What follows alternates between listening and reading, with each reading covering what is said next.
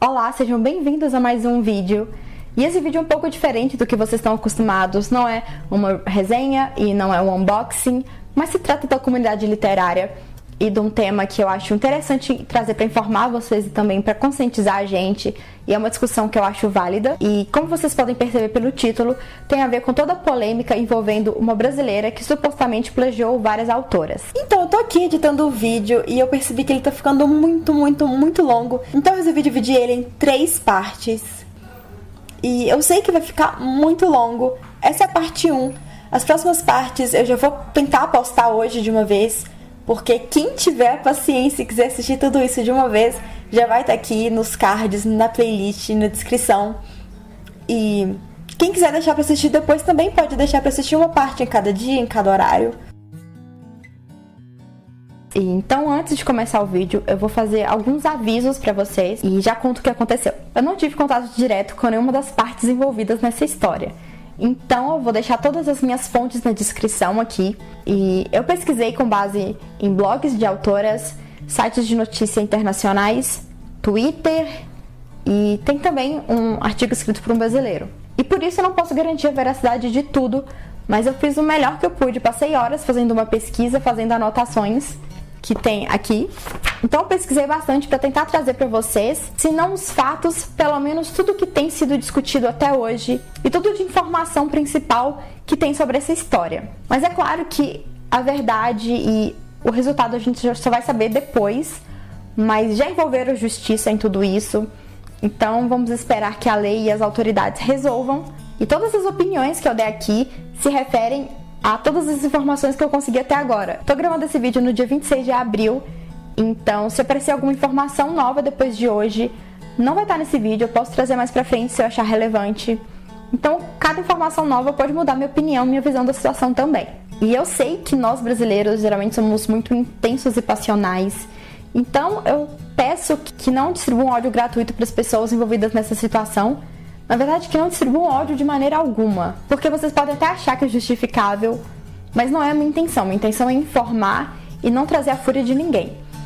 Eu sei que a gente pode ficar chateado, a gente pode ficar surpreso e achar um absurdo, mas eu não acho certo punir as pessoas quando a gente já sabe que tem as autoridades envolvidas para resolver essa situação. Então, por favor, sem mandar hate para as pessoas envolvidas, para as famílias delas também, que a família não tem culpa nenhuma do que tá acontecendo, e se a pessoa tá certa ou errada, tem culpa ou não, eu não acho que é muito legal também a gente fazer bullying e terror psicológico e ameaças. Então, por favor, vamos tentar ser legais, nos informar, nos conscientizar, discutir o tema, mas deixar os responsáveis resolverem tudo isso. Então, vamos começar falando sobre a principal parte envolvida, que é a Cristiane Serruia. Quem é ela? Quem é a Cristiane? A Cristiane é uma brasileira nascida em 1970, que atualmente mora no Rio de Janeiro com seu marido e as 2 filhas.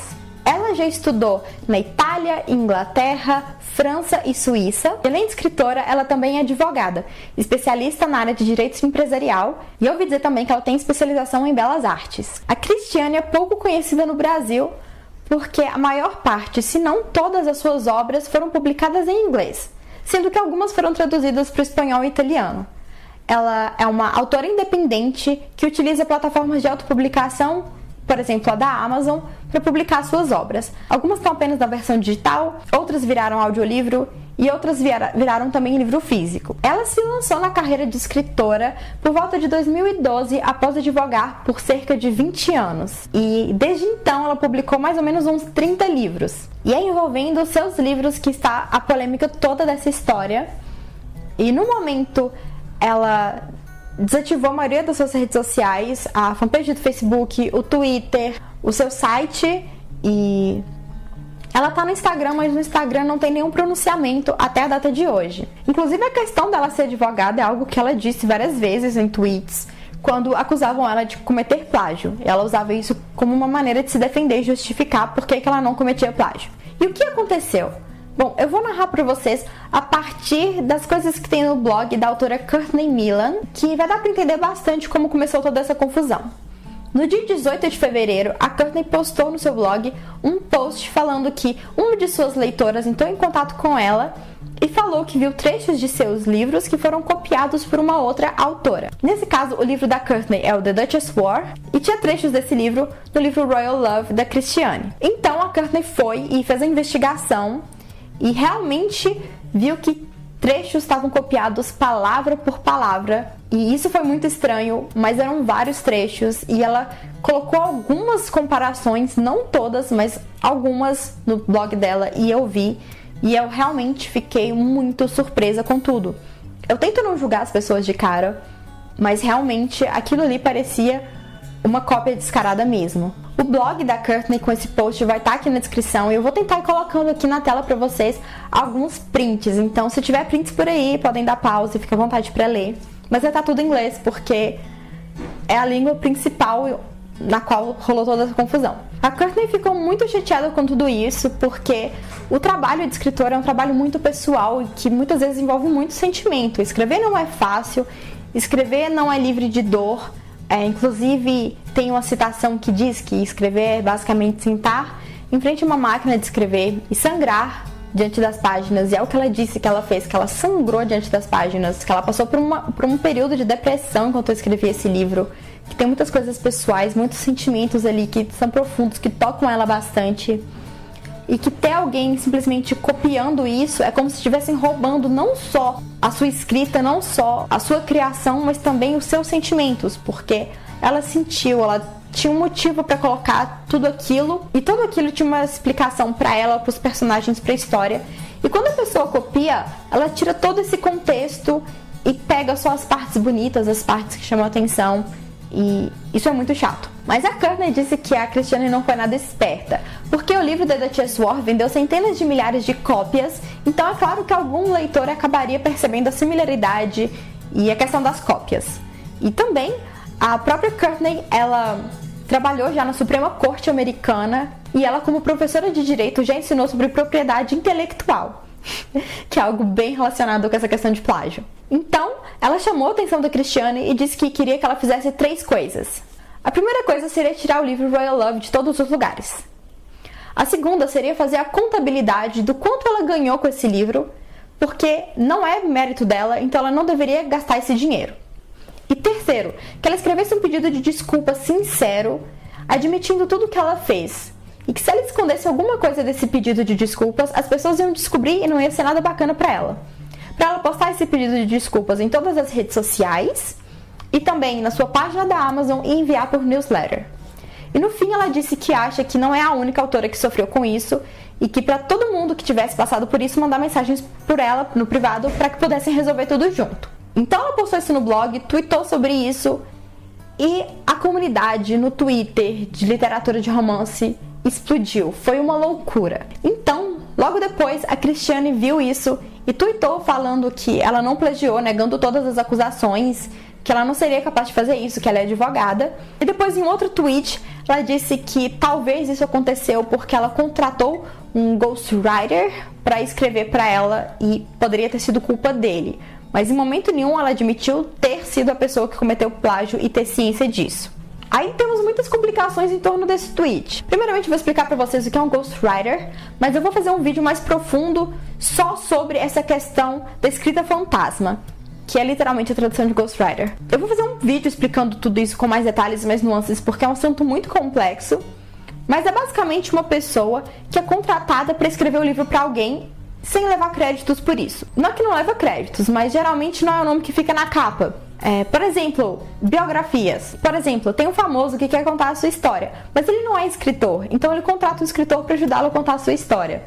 Às vezes, o livro vai estar só na capa com o nome do famoso, mas se você olhar em outras páginas pode mencionar o ghostwriter, mas geralmente são pessoas que escrevem para os outros.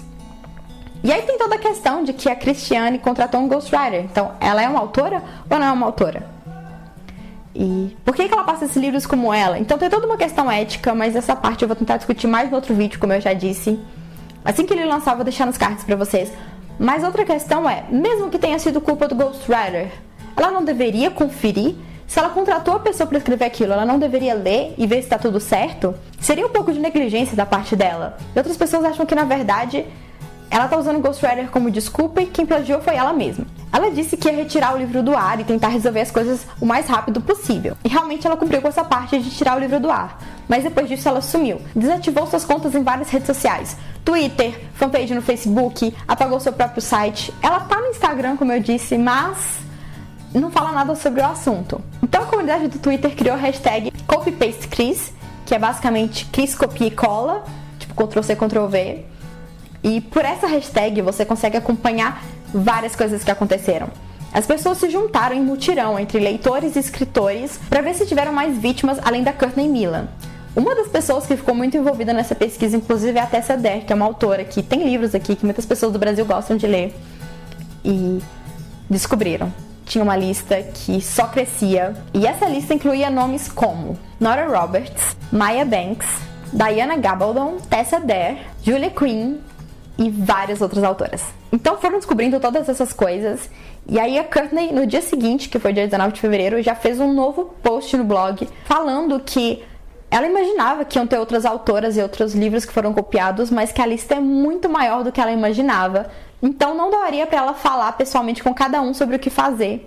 Então ela passou algumas instruções gerais, que é basicamente enviar uma mensagem para o pessoal do RWA, que é Romance Writers of America, que seria escritores de romance da América, basicamente uma associação de escritores de livros, e falando da questão do plágio para o comitê de ética tomar uma decisão sobre isso. Também para elas enviarem mensagens para todos os vendedores e distribuidores que contivessem obras da Cris, que tinham trechos de plágio deles, para que retirassem essas obras do ar. Além disso, ela disse que ela informou para o presidente da RWA da situação, pediu para ele analisar tudo e, se possível, pedir novamente para esses vendedores fecharem o cadastro da Cris.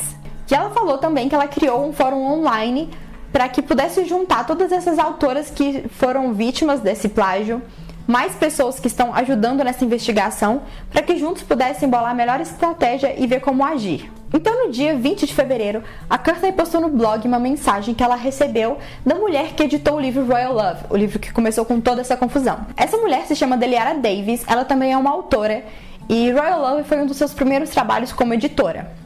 E ela disse mais ou menos o seguinte, e eu vou consultar minhas notas aqui para não fugir das palavras dela. Ela pediu desculpas por seu papel em toda essa situação e disse que se ela soubesse do plágio, de cara ela rejeitaria a oportunidade de ser editora. Ela disse que ela não tolera o plágio e que ele é tão terrível para ela quanto a pirataria de livros, que ela também é uma autora e nunca teria se envolvido em uma prática tão antiética. Ela disse que quando recebeu esse manuscrito, ele era uma bagunça. Disseram pra ela que o editor anterior que tinha feito toda a merda ali, que tinha bagunçado tudo, e que queriam que ela desse uma arrumadinha bem rápida para que o livro pudesse ser lançado. E como eu já disse, foi um dos primeiros trabalhos de editora dela que ela recebeu por isso. Então ela estava animada. Apesar de toda a dificuldade de ser cansativo, porque o manuscrito estava uma bagunça, ela finalizou o serviço. E aí, quando o livro foi lançado e ela olhou a amostra da Amazon, ela viu que não mantiveram a maior parte das edições que ela tinha feito.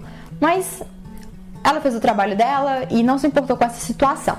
E no fim, ela pediu desculpas novamente. E vou deixar aqui o print, mas ela tá em inglês. Mas eu vou traduzir pra vocês, que basicamente ela falou: "Sinto muito que eu deixei ela roubar de você. Eu não sabia, então eu não pude impedi-la de fazer isso. Eu prometo tentar melhor." É uma coisa muito complicada, porque ela se sentiu culpada, mas nos comentários a gente viu muita gente do lado dela, que ela não tinha como saber, principalmente porque o manuscrito estava uma bagunça e ela teve pouco tempo. Pediram para ela realmente fazer uma ajeitada bem rápida, então ela não teve nem tempo de perceber se alguma frase ali era familiar ou não. E isso era apenas final de fevereiro. E a Nora Roberts resolveu publicar no seu blog também falando sobre a situação, porque o nome dela estava na lista de autoras que foram provavelmente plagiadas. E quem conhece a Nora Roberts sabe que não é bom mexer com ela, porque ela não deixa as coisas passarem. Então é isso, essa é a primeira parte. Fiquem de olho que logo terá as próximas, mas todas as informações vão estar aqui pra vocês nos cards, na descrição e tudo mais. Então, não esqueçam de dar like no vídeo, se inscrever no canal, ativar as notificações para receber mais atualizações e também de me seguir nas redes sociais. Até a próxima. Tchau!